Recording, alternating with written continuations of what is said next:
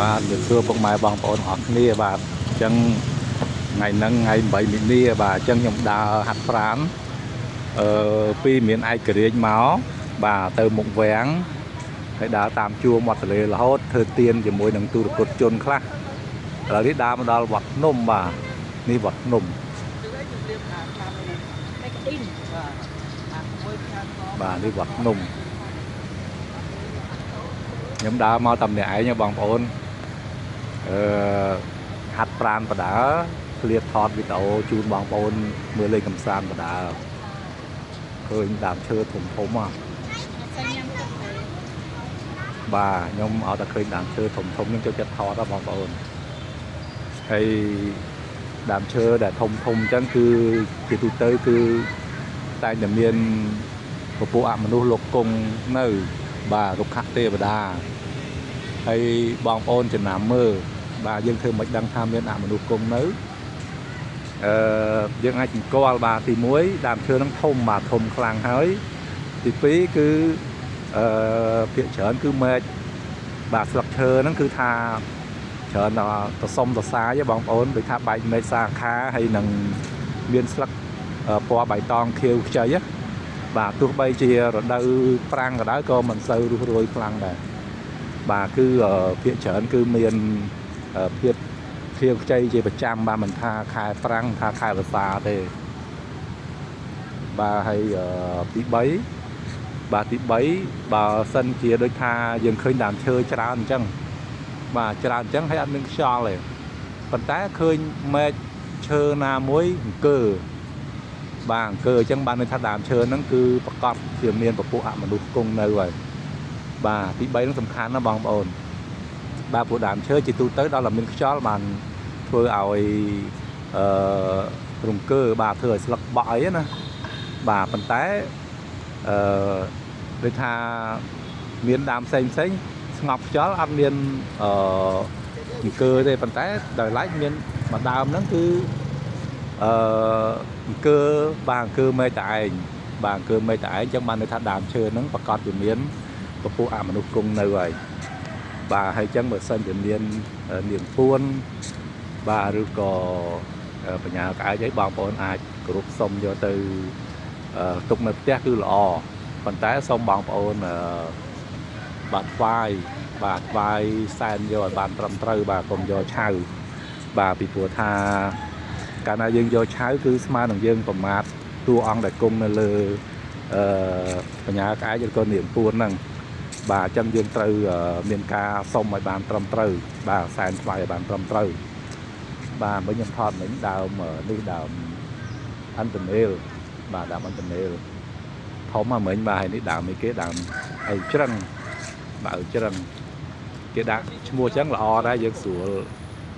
ស្គាល់បងប្អូនស្រួលស្គាល់ថាដើមអីអញ្ចឹងណាបាទហើយទៅមុខទៀតនឹងដើមអីខ្លះបងប្អូនធំខ្ញុំឥឡូវពងដើរកន្លងជុំវិញវត្តភ្នំបងប្អូន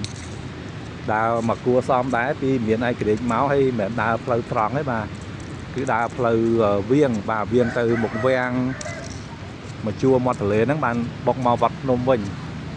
បាទនេះគេហៅដើមអីគេដើមស្ពង់បាទនេះដើមស្ពង់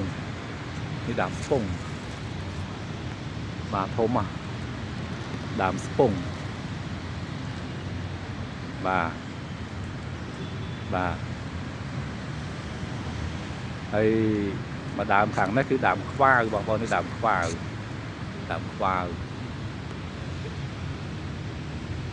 បាទខ្ញុំដើរនេះគឺល្ងាចបងប្អូនម៉ោង5កន្លះហើយបាទ5កន្លះល្ងាចបាទអញ្ចឹងដើរបាន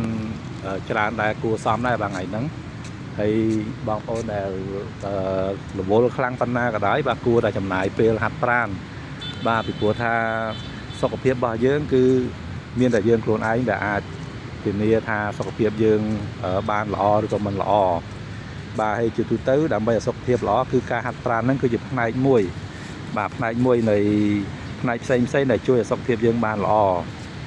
បាទអញ្ចឹងយើងហាត់ប្រាណឲ្យបានជាប្រចាំបាទជាពិសេសយ៉ាងហោចណាស់ក៏បានមួយអាទិត្យ3ថ្ងៃដែរប bà bàn tay bờ sân thì dương miền pê chả những ai hạt rồi ngày tới là bà ngày cả lạc máu đó bà hay cài vì hạt phán cứ dương nhắm tức bà nhom màu mới nhắm tinh tức bà tinh tức đã tạm luôn làm bay ở đầu lôi bà đầu lôi vô lôi riết bà nghề sưuក្នុងការធ្វើទៀនបាទអញ្ចឹងក៏ទិញទឹកគេដាក់កាន់តាមខ្លួនហ្នឹងហើយទឹកសំខាន់ណាបងប្អូនយើងញ៉ាំទឹកឲ្យបានច្រើនបាទបើតាមនេះគេមានស្តង់ដាររបស់គេតាមគីឡូរបស់យើងទៀតបាទគីឡូប្រហែលអញ្ចឹងត្រូវញ៉ាំទឹកប្រហែលលីត្រអីចឹងបាទគឺត្រូវញ៉ាំតាមហ្នឹងបាទហើយដូចខ្ញុំមួយថ្ងៃញ៉ាំមិនក្រោម3លីត្រទេបាទហើយទឹកល្អបងប្អូនបើសិនជាយើងដូចថាញ៉ាំតែទឹកកុំញ៉ាំអីផ្ដេសផ្ដាស់ដូចទឹកផ្អែមជាកូកាកូឡាឬក៏ស្ទីងឬក៏ជាស្រាជាអីហ្នឹង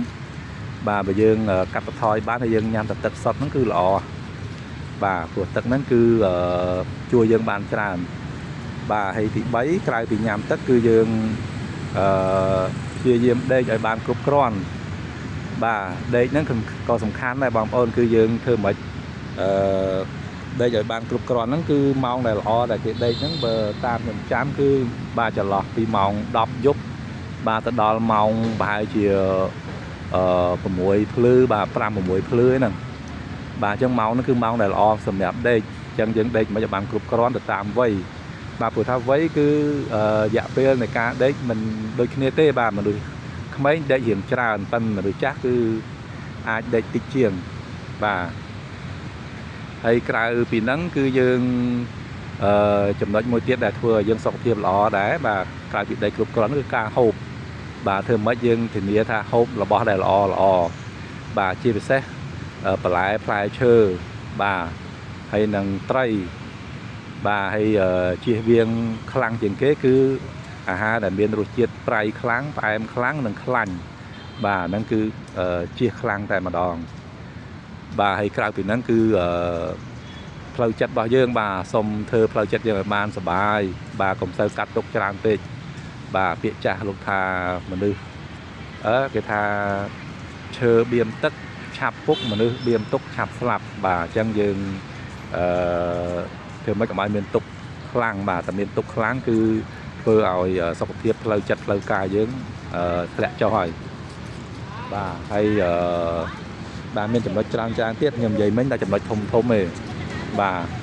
ហើយសូមបញ្ជាក់ថាយើងគ្រប់វត្ថុស័ក្តិសិទ្ធិក៏ដោយបើសិនជាយើងបដិបដួលបាទបដិបដួលថាឲ្យវត្ថុស័ក្តិសិទ្ធិជួយឲ្យយើងសុខភាពល្អដែលយើងមិនបានខំខ្លួនឯងនោះគឺជាការយល់ខុសបាទដូចខ្ញុំធ្លាប់ជំរាបបងប្អូនដែលអញ្ចឹងគឺវត្ថុស័ក្តិសិទ្ធិជួយយើងបាននៅពេលដែលយើងជួយខ្លួនឯងបើសិនជាយើងអត់ជួយខ្លួនឯងទេវត្ថុក៏អត់បានជួយយើងអីដែរបាទអញ្ចឹងដូចសុខភាពអញ្ចឹងបាទ